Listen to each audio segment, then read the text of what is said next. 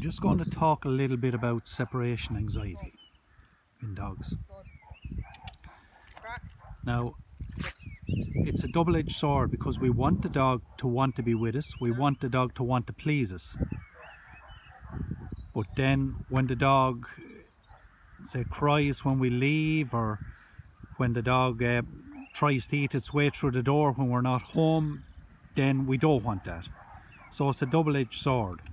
We want the dog to have some, if you like, amount of separation anxiety, because the dog wouldn't have any interest in being around us if the dog didn't have some form of separation anxiety, such as you can see Crack coming back there to Ari. If the dog didn't want to come back to Ari, I mean, there wouldn't be some level of separation anxiety, because the dog wouldn't have any reason to go back to her.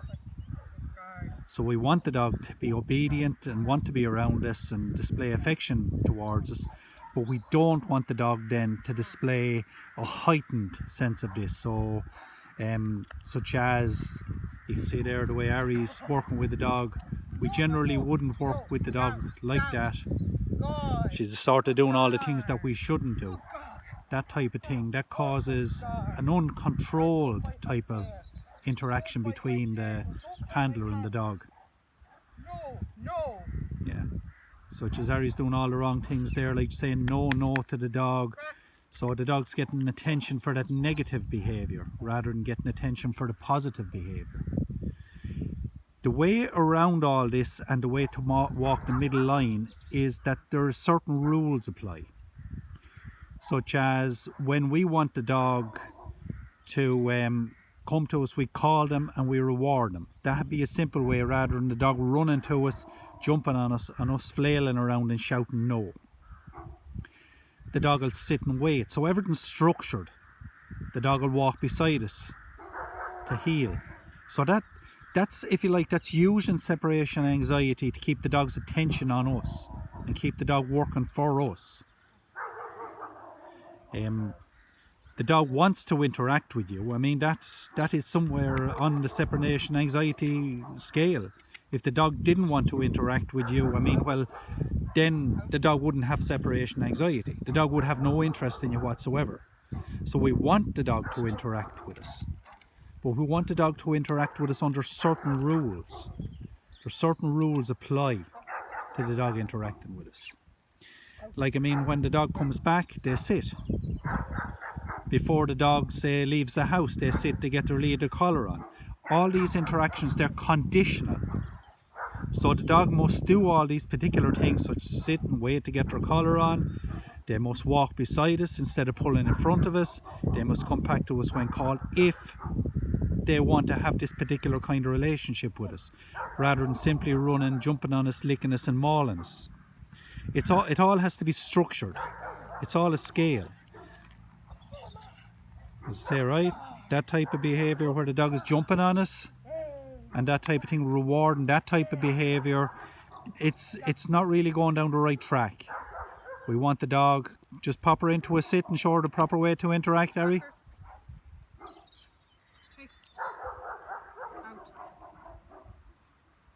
Because after picking up something off the ground. Okay, now that's the way you interact with the dog. The dog gets rewarded for going into the sit.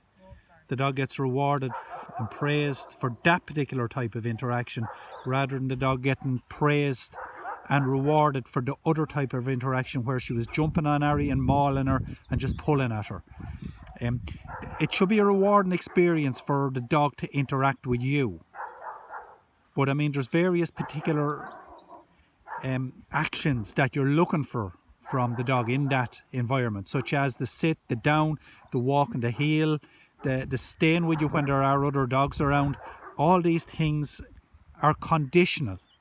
So the dog can be with you if the dog does all these particular things. So the dog is getting what they want and you're getting what you want, rather than the dog demanding what they want and expecting it completely for free. Now, this ties into training. Training is extremely important from an early age. Crack here has, she's 11 months old now. She's been trained from 7.5 weeks old when we first got her here. And she knows no other way of interacting. That's the way she interacts. She walks beside you, she comes when she's called. This is the particular way she interacts with you. She doesn't know any other way of interacting. Equally, if you treat your dog and you just allow the dog to jump on you, pull at you, and in a totally uncontrolled way, run away from you, run back to you, then that is the way that the dog understands to react around you. So training is extraordinarily important with the dog. I mean, this is what we devote ourselves to here, is training the dog, teaching the dog how to react around you. See the way Crack is sitting down? She's giving attention. She's very calm, even though Ari's giving her a rubbing and petting, and she's very calm. She understands that this is all conditional.